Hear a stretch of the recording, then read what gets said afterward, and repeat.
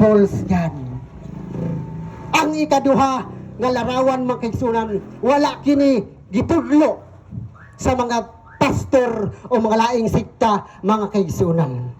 Kalang larawan nga gisgutan diha sa Greek nga icon, nga heavenly images or sacred images mga kaigsunan.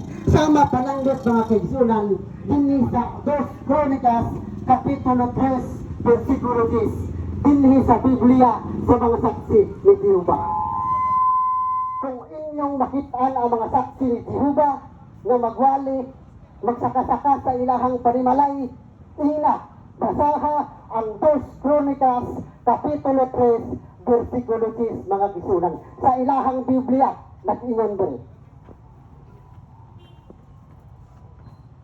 Unya siya naghimo diha sa balay sa labing balaan o duha kalinilo nga larawan sa mga kirubin o naghaklat nini o bulawan.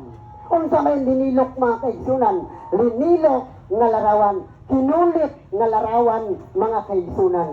Kung atong ipandi mga kaigsunan ang duha ka bersikulo kanang kadtong sa Exodo o sa 2 Crónicas, magkasumpaki gini kung ang ilang tagsabot atong sundon ang kanang mga pastor o mga balaang propeta mga kaigsunan.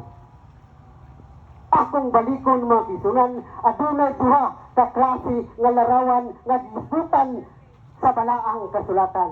Larawan nga gituloy sa Dios, mao katong mga Diyos-Diyos o katong larawan nga gitugot sa Dios, mao kanang sagradong larawan or sacred images mga kaigsunan or lahit nung larawan mo siya. 2 Crónicas Kapitulo 3 versikulo 10 ng mga kaigsunan. Karon mga kaigsunan, akong gisgutan ang ikaduha nga larawan nga mao ang icon sa Greek. Sa English ana mga gisunan, icon.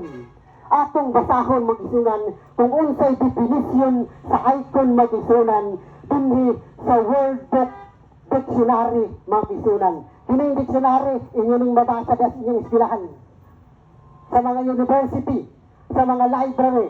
Basaha mga kaigsunan kung unsay definition sa icon mga kaigsunan. Nag-ingon rin, basaha tra. A picture or image of Christ, the Virgin Mary, or a saint, venerated as sacred in the Eastern Orthodox Church.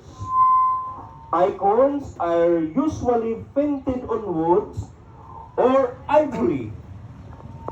Picture image, figure statue, a picture or drawing represented a command to a computer.